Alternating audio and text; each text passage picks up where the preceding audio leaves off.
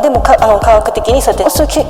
植物のどこに目がありますか？スラスラ話せないのは感情論で主張してるから。今の理屈で動物は合意してないですよね、換金も食べられたくないですよっていうのであれば、植物だって量は少なくなるかもしれないけども、私だったら食べられるために種になったわけじゃないとかっていうのは照射していい理屈はちょっと僕は分からない。でもじゃあそしたらそもそも命の種類が違う植物はいつだかがわからないんですよ、定義上。植物は本当にそう思ってるんですかね。